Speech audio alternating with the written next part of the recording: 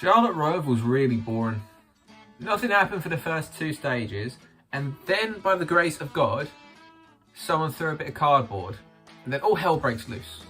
Now, last video, Dan did a step-by-step guide on a Chase Elliott win. He's not doing that this week, but he's going to talk you through what actually happened in the first two stages, because there wasn't much. Hey there, Elliot. Thank you a ton for having me, man. Always good to be here on the show with you. So yeah, as you said, the Charlotte Roval happened, it came, it went, and this was a rough one. Definitely as a fan, and I'm sure for a lot of the drivers out there as well. I honestly had plenty of time to go out, buy myself a box of Cheez-Its, come back, and unfortunately, nothing had changed much. That is up until the 10% to go marker or less. When a sign fell off from somebody brushing the wall, then all hell absolutely broke loose. Nobody seemed to be able to control their car. Everybody was pushing turn one way too hard. A few too many stack ups, and to my surprise, NASCAR said, yeah, you know what? No caution. We'll just let them go. Track's big enough so you can actually say, okay, let's monitor the situation. Things are a little bit more fluid here. And yeah, Christopher Bell got the win. Definitely a hard-fought win for him. But the real person that I think most eyes on now are Cole Custer and the block he threw last minute. Tony Stewart, I know right now, is not a happy man with what NASCAR just did penalty-wise to that team. Yeah, all in all, lackluster Roval performance. There needs to be some more changes made. Then again, that seems to be the massive talking point we've had this last half of the season. How can a season go from so good and promising to downhill so hard? Well, 2022 has been special, I guess. So everything happened in overtime. We had Kevin Harvick moving AJ Allmendinger, which was kind of like watching someone push a guy in a wheelchair down some stairs. You had Tyler Reddick moving Chase Elliott in the infield section.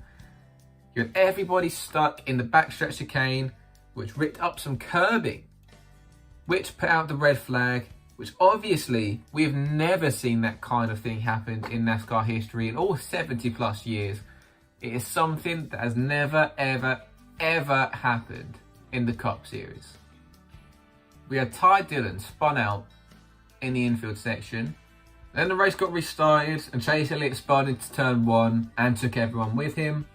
We had Austin Cindric spinning in the backstretch chicane after moving everybody, which ended his playoff run. And we had Chase Briscoe absolutely launching it and the inside of Cole Custer to make up 2 points. We'll get into that in a minute. But that move kind of made me look like a bit of an idiot. But if you remember in last video, I did a whole bit about how Justin Marks was an absolute legend, sipping a bottle of whiskey and had a cigar in his mouth. I had no idea that Christopher Bell would win.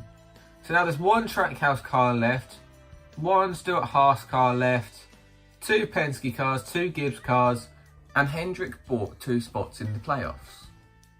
Now since Hendrick had bought 2 cars, I obviously have very strong feelings about this. So Dan's going to take you through what rules were changed.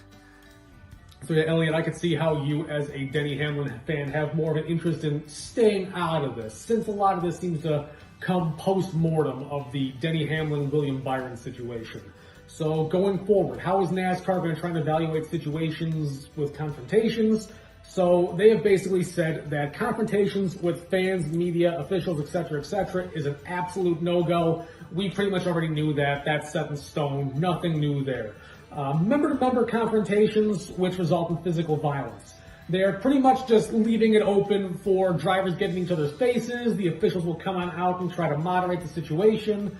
So NASCAR seems in favor of that. They want the conflict, they want the anger, the aggression, they just don't want throwing hands because that's bad for the brand.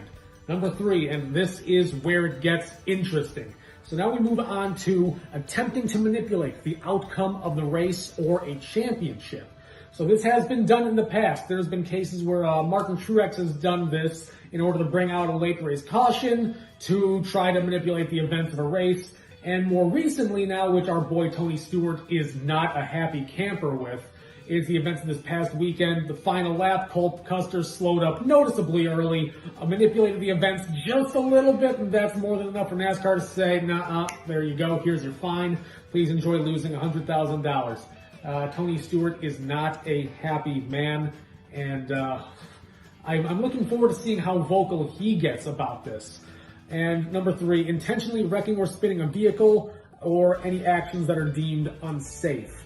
So that basically just gives NASCAR all the wiggle room in the world to get in and out of any of these situations they want to. By a driver simply saying, well, I got loose. Sorry about that. I couldn't control my car there for a moment. My apologies. They got so much room for them to say, well, it's a racing incident. It's going to happen. And, yeah, they're just trying to position themselves in the best possible spot they can to pretty much just pull the wool over everybody's eyes that isn't Hendrick Motorsports. And the resulting fines of this are upwards of 25 to 50 points, which we all know can be deducted just by appealing to the NASCAR commissioning body and saying, well, we'll pay more of a fine. We've seen it in the past, we're going to see it in the future. Welcome to the modern age, boys and girls. So Cole Custer's got a penalty. Him and his crew chief have had to pay $100,000, and now his crew chief, Mike Shiplett, has been suspended indefinitely. Custer has a 40-point penalty, Stewart Haas Racing have a 50-point penalty, and NASCAR have their 8th appeal of the season.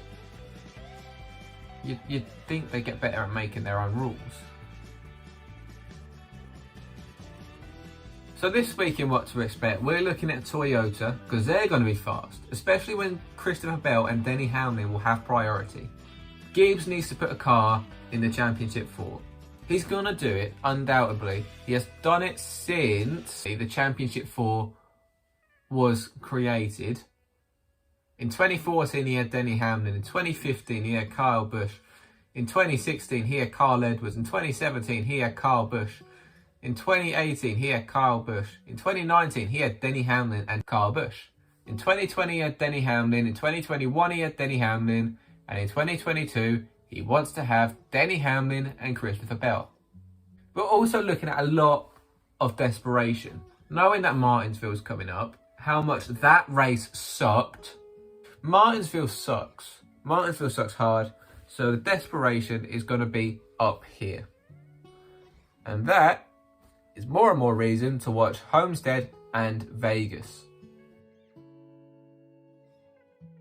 So now we move on to our picks, and I almost won last week, but Suarez went and broke his steering and finished 36th. Blaney finished in 26th. So Dan, you came first. Again. Yeah, I'm in the picks already. Yeah, it's just kind of impressive what a real poor race can do just to you as a fan to say, so we don't got too much to talk about this week, unfortunately, even if the last few moments of the race were pretty exciting. So, on to Las Vegas. You know what they say, whatever happens in Vegas follows you around the rest of your career. So, going into this race, my pick is going to be the number 11 of Denny Hamlin. I honestly have been watching this man all year. He has not gotten a championship in all of his years of racing, but I think this is finally going to be the year where he breaks through and gets it done. He has one win here as of last year, since 2006. That is his first. And just this very year, he unfortunately had a drivetrain issue, which caused him to fall out from the race. That's right at the start of this new generation of car. They started to work out some of the kinks and find, unfortunately, many more.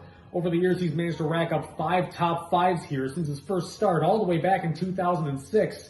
So, yeah, going into this weekend, my money's going to be on the 11. The Gibbs cars are looking faster and faster every week. I think that this guy has got what it takes to get it done. And, yeah, expect to see the 11 up front. Well, I'm going to take Kyle Busch. Purely for the fact that I said Toyota was going to be fast. Denny Hamlin and Christopher Bell would have priority. But, in all realness, Kyle Busch is insanely fast here. It's his last undeniable competitive chance of winning in Las Vegas. And he's going to want to do it. So I'm going Kyle Busch. So that's it for this week. We'll be back on Friday. We'll be talking about Vegas and looking ahead to Homestead. But before we go, Dan wanted to say bye.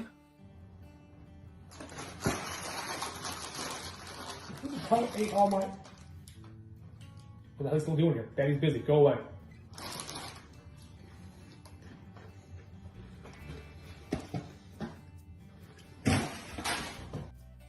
Never mind. Like and subscribe because it helps the channel and I said so. Cheers.